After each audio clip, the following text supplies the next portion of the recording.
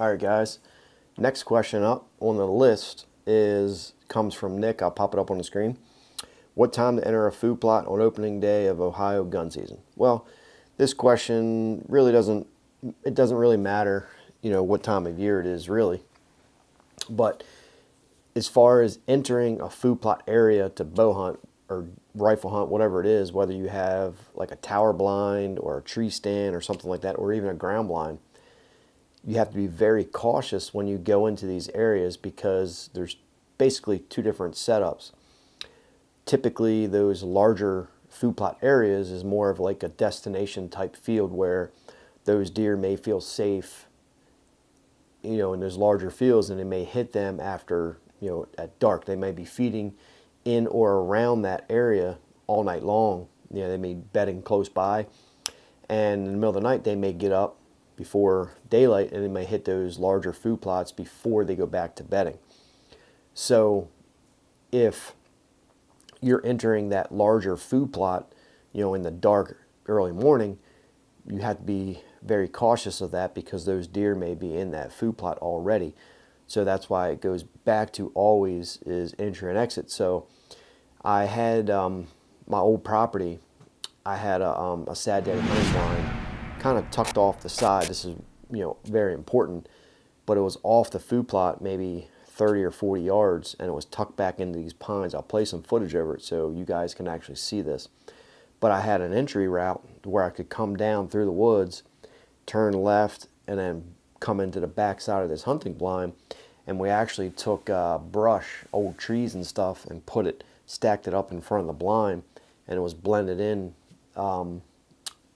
front of these pine trees and cedars, and it blended in very well. It was off the plot, and that's very important. That way you can get in and out, and I've done that many times to where there's been deer out in the food plot, and I was able to get into the backside of that blind all the time, many times, with deer in the plot feeding. There'd be deer feeding in there all day, in and out, all day, and I could climb out the back, walk straight up back up to the, where we park at, and get out without spooking the deer.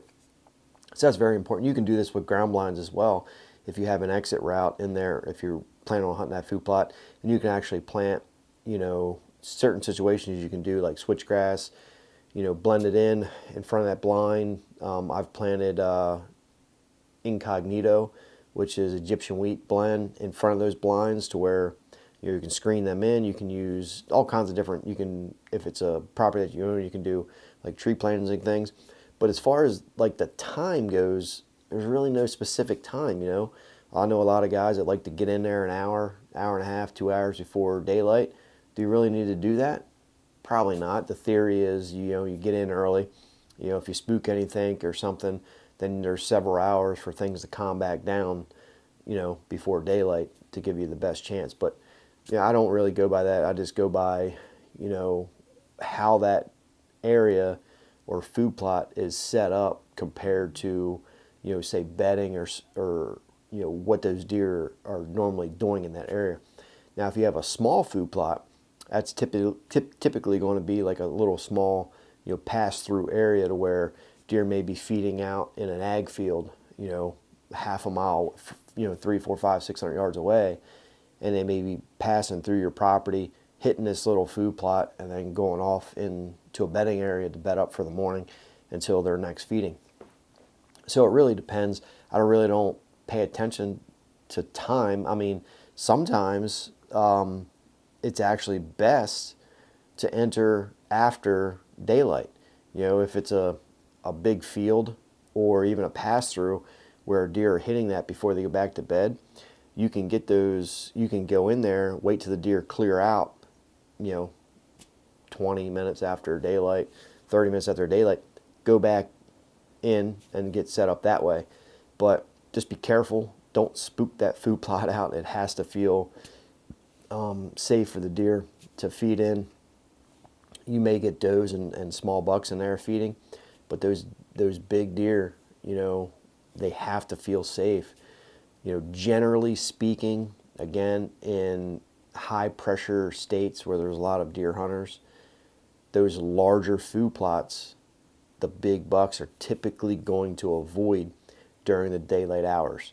Now, if you have a small food plot that's placed strategically on your property between bedding, and you have a transition area to this little pass-through, small food plot, say it's a half acre, a quarter acre or less, and it's got good cover around it and good entry and exit routes for the deer, then yeah, that mature buck is going to be more inclined to use that during the daylight hours. It just really depends on the property, how much pressure it has.